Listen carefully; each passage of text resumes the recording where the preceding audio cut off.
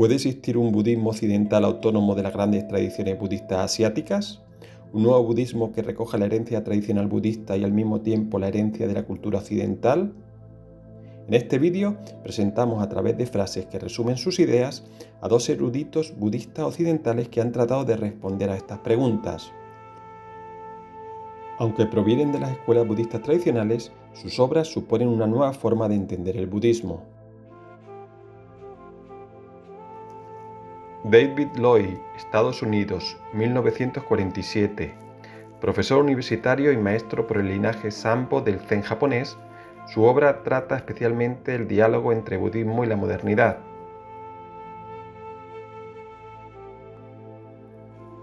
Enfocándose en la mente y sufrimiento individual, el budismo creó el más importante conjunto de prácticas contemplativas que el mundo ha conocido. Para sobrevivir y prosperar, la sociedad debe evolucionar a una cultura que, en lugar de insistir en el consumismo, que en muchos aspectos es la religión de la modernidad, insista en la necesidad de aprender algo de la naturaleza de nuestras mentes. Esto tiene que incorporarse en las instituciones educativas y los medios de comunicación sociales. La evolución del Homo sapiens hacia la autoconciencia alienó a la especie humana del resto del mundo. Desde entonces, el ser humano, como sujeto que mira la naturaleza, la ha objetivizado como algo externo. Desde entonces, este pecado original, la idea de que cada uno de nosotros es una conciencia que existe por separado del mundo, se transmite de generación en generación como una ilusión lingüísticamente condicionada y mantenida socialmente.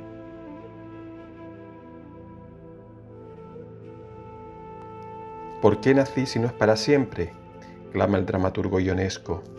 La respuesta budista es el Anatman, la doctrina del no ser. No puedo morir porque nunca nací. Anatman se sitúa entre los extremos del eternalismo, el ser sobrevive a la muerte, y el aniquilacionismo, el ser desaparece con la muerte.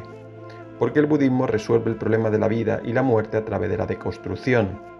Disolviendo la forma dualística de pensar, revelamos el hecho anterior. Nunca hemos nacido.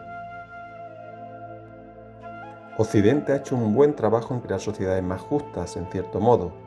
Por supuesto nos queda mucho, pero también hemos avanzado mucho.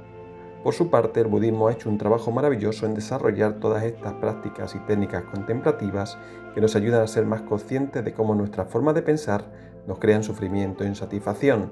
Sin duda necesitamos ambas cosas.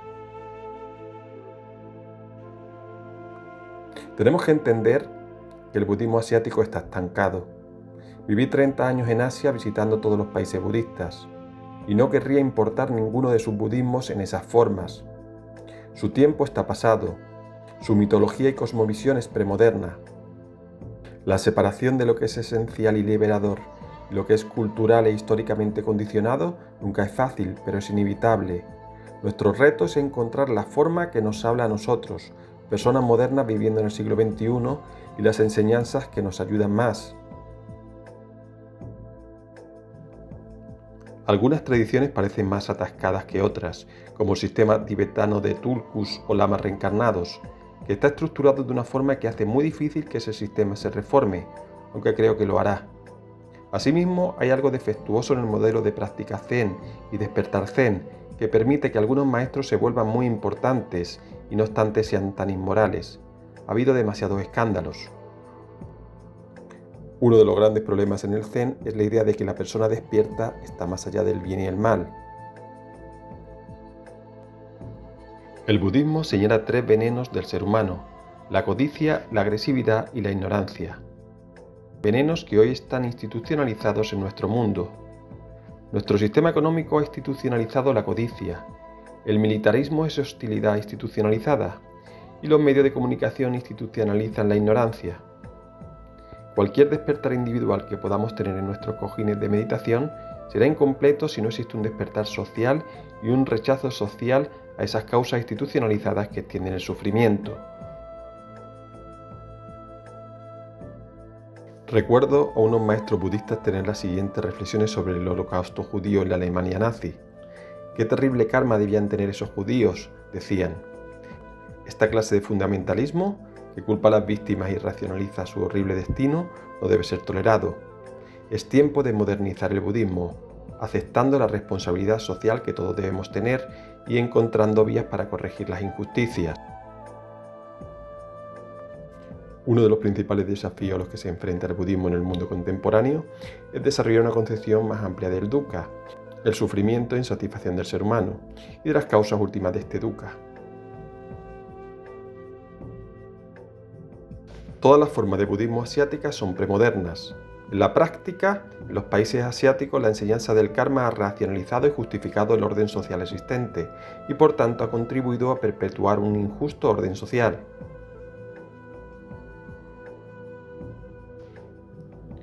Cada vez que el budismo se enfrenta a una nueva cultura, se adapta para interactuar con esa cultura. Por ejemplo, el budismo tradicional Chan o Zen chino proviene de la interacción del budismo con la cultura china, especialmente con el taoísmo, mientras que el budismo tibetano proviene de la interacción entre el budismo tántrico y el Bon o chamanismo tibetano. Hoy el budismo se enfrenta al mayor reto de su historia. Se enfrenta a un mundo moderno y globalizado que es secular y que adicionalmente está en crisis.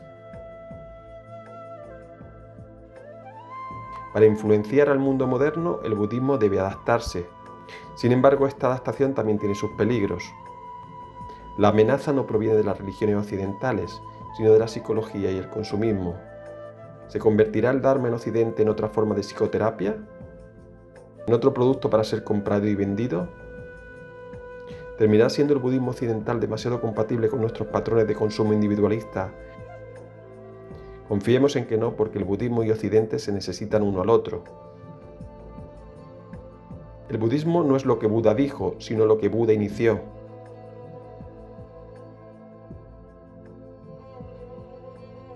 Debemos aceptar que las tradiciones budistas Theravada, Mahayana y Vajrayana, de las que hemos aprendido tanto, son solo formas culturales históricamente contingentes que el Dharma ha tomado en la premoderna Asia. El budismo pudo haber evolucionado de forma diferente, pero lo relevante es que todavía necesita continuar evolucionando para encontrar las formas de enseñanza y práctica más acorde con nosotros. Stephen Batchelor, Reino Unido, 1953. Profesor y escritor, conocido por ser la principal referencia del denominado budismo secular. De joven fue monje tibetano y posteriormente pasó 4 años en un monasterio zen coreano. En su obra plantea una visión agnóstica acerca del karma y el renacimiento y rechaza la creencia de que no se pueda ser budista sin aceptar estos dos postulados como verdades indiscutibles. Han sido necesarios 4.000 millones de años de evolución para generar este tipo de organismo humano con nuestro cerebro, y sin embargo nos despertamos por la mañana y nos aburrimos. El origen del conflicto, frustración y ansiedad que experimentamos no está relacionada con la naturaleza del mundo, sino con nuestra distorsionada concepción de la realidad. Las enseñanzas budistas no son consoladoras, son confrontativas. No se trata de contarnos historias que apacigüen nuestra angustia, sino de contarnos la verdad. La experiencia de la vacuidad no es el descenso al abismo de la nada, sino la recuperación de la libertad. Vivir desde el conocimiento más profundo requiere un enorme esfuerzo, especialmente cuando va contra la corriente de nuestras percepciones programadas del mundo. Las 4 nobles verdades son algo pragmático más que dogmático. Sugieren un curso de acción a seguir y no tanto un conjunto de dogmas a seguir. Las 4 nobles verdades son prescripciones para comportarnos más que descripciones de la realidad. El Buda se compara a sí mismo con un doctor que ofrece un tratamiento terapéutico para sanar nuestra enfermedad. Embarcarnos en tal terapia no tiene que ver con estar más cerca de la verdad, sino con hacer florecer nuestra vida aquí y ahora.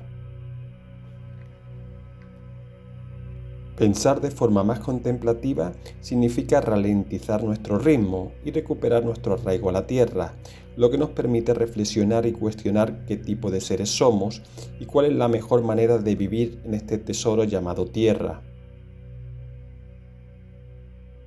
La mayor amenaza para la compasión es la tentación de sucumbir a la fantasía de la superioridad moral. No basta con comprender la filosofía de la vacuidad. Las ideas deben traducirse a través de la meditación al lenguaje sin palabras de los sentimientos, para soltar esos nudos emocionales que nos mantienen encerrados en un espasmo de preocupación. Lo que me atrae del budismo no es que tenga una explicación más convincente que otras religiones de la naturaleza de la realidad, sino que ofrece una metodología que funciona para abordar la cuestión del sufrimiento. El Buda presenta el despertar no como una experiencia mística y única que puede sobrevenirnos en alguna meditación, en algún momento privado de trascendencia, sino más bien como un nuevo compromiso con la vida. Nos ofrece una relación con el mundo más sensible al sufrimiento y las causas del sufrimiento, y abre la posibilidad de otro tipo de cultura, otro tipo de civilización. Creo que el budismo se enfrenta probablemente a su transición más difícil, la que representa su transición a la modernidad. Cada vez que el Dharma se trasladó a una civilización diferente o cambió de periodo histórico, se enfrentó a un doble desafío: mantener su integridad como una tradición internamente coherente y expresar su visión de una manera que respondiera a las necesidades de la nueva situación. Siempre que una religión encarnada en una forma cultural e históricamente ajena intenta encontrar su base en una nueva cultura y época, es necesario que sus conceptos y símbolos experimenten una reestructuración radical para armonizar con el espíritu predominante de la época. Para preservar la integridad de la tradición, tenemos que distinguir entre lo que es central para esa integridad y lo que es periférico.